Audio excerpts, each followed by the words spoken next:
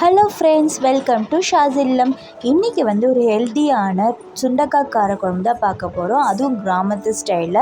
வாங்க எப்படி செய்யுதுன்னு பார்க்கலாம். ஃபஸ்ட்டு நம்ம சுண்டைக்காயை க்ளீன் பண்ணிக்கலாம். அதுக்கு ஃபஸ்ட்டு அந்த சுண்டைக்காயில் இருக்க குட்டி குட்டி காம்பெல்லாம் ரிமூவ் பண்ணிட்டு ஒரு தடவை வாஷ் பண்ணிக்கலாம். வாஷ் பண்ணிவிட்டு இந்த மாதிரி ஒரு காயை வச்சு தட்டிக்கலாம்.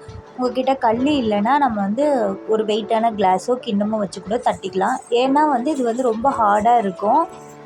அதில் இருக்க விதையெல்லாம் எடுக்கணும். அப்போ தான் கசப்பும் இருக்காது. அதனால் இந்த ப்ராசஸ் பண்ணணும். இதே மாதிரி நான் எல்லா காயும் தட்டி எடுத்துக்கிறேன். இப்போது நான் எல்லா காயும் இந்த மாதிரி தட்டி எடுத்துக்கிட்டேன். இது ஒரு 3-4 தடவை தண்ணியில் நல்லா வாஷ் பண்ணி எடுத்துக்கலாம். அப்போ தான் அதோட விதையெல்லாம் போகும். இப்போது நான் இந்த அளவுக்கு க்ளீன் பண்ணி எடுத்துக்கிட்டேன். இப்போது நாம் சுண்டைக்காய் காரக்குழம்பு வைக்க ஸ்டார்ட் பண்ணிடலாம். அதுக்கு நான் ஒரு பாத்திரத்தில் ஒரு 3 டேபிள் ஸ்பூன் அளவுக்கு நல்லெண்ணெய் சேர்த்துருக்கேன். இதுக்கு நல்லெண்ணெய் ரொம்பவே நல்லாயிருக்கும். இப்போது இதில் நான் ஒரு 1/2 டீஸ்பூன் அளவுக்கு கடுகு, 1/2 டீஸ்பூன் அளவுக்கு வெந்தயம், 1/2 டீஸ்பூன் அளவுக்கு ஜீரகம் இதெல்லாம் சேர்த்துக்கிறேன். அதுக்கப்புறமா கடுகு வெந்தயம் நல்லா பொரிஞ்சதுக்கப்புறமா நான் ஒரு 10 பல் பூண்டு சேர்த்துக்கிறேன். கொஞ்சமாக கருவேப்பிலையும் சேர்த்துட்டு நல்லா வதக்கிக்கலாம். பூண்டு எப்போவுமே கொஞ்சம் லைட்டாக தட்டி சேர்த்துக்கலாம். அது எப்போவுமே அதோடய ஃப்ளேவர் ரொம்ப நல்லா வரும். இப்போது இதில் நான் ஒரு 20லேருந்து 25 சின்ன வெங்காயத்தை சேர்த்துக்கிறேன். அதை 2ஆக கட் பண்ணி சேர்த்துக்கிறேன். சேர்த்துட்டு நல்லா வதக்கிக்கலாம். இது ரொம்ப பொன்னிறமாக வதங்கணும்னு அவசியம் இல்லை.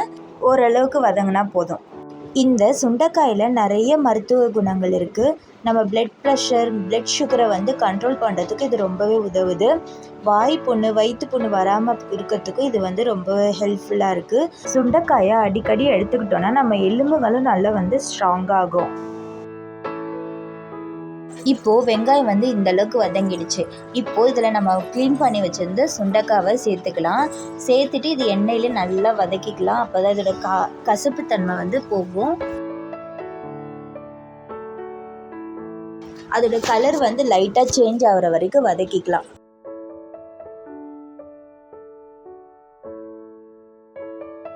இப்போது சுண்டைக்காயோட கலர் நல்லா சேஞ்ச் ஆகிடுச்சு.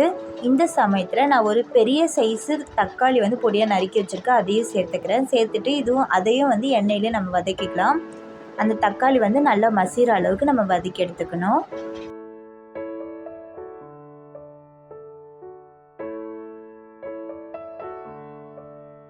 இப்போது தக்காளி நல்லா மசிஞ்சிடுச்சு.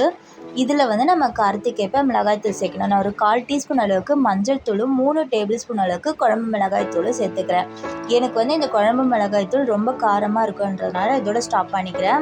உங்களுக்கு பத்தலை, உங்களுக்கு குழம்பு மிளகாய்த்தூள் காரம் கம்மியாக இருக்குதுன்னு தோணுச்சுன்னா வெறும் மிளகாய்த்தூள் கூட கொஞ்சம் சேர்த்துக்கலாம். சேர்த்துட்டு நல்லா கலந்து விட்டுட்டு நான் ஒரு சின்ன எலுமிச்சை சைஸு புளியை ஆல்ரெடி ஊற வச்சு கரைச்சி வச்சுருந்தேன். அதையும் சேர்த்துக்கலாம்.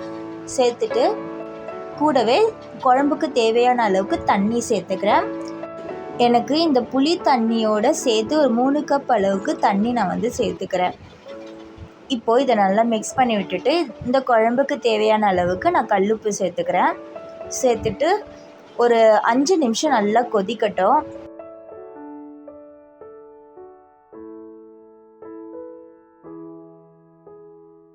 இப்போது 5 நிமிஷம் ஆயிடுச்சு. குழம்பு நல்லா கொதித்து வந்திருக்கு.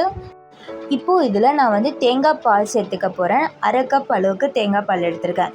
உங்களுக்கு தேங்காய் பால் சேர்க்க விருப்பம் இல்லைன்னா நம்ம இது இன்னும் கொஞ்சம் நல்லா கொதிக்க வச்சுட்டு கொஞ்சமாக வெல்லம் சேர்த்துக்கலாம். ரொம்ப டேஸ்ட்டாக இருக்கும். இப்போது நான் இதை மூடி வச்சு ஒரு 10 நிமிஷம் நல்லா கொதிக்க வச்சு எடுத்துக்கிறேன். நடுவில் கலரி விட்டுக்கலாம், இல்லைன்னா அடி பிடிச்சிரும்.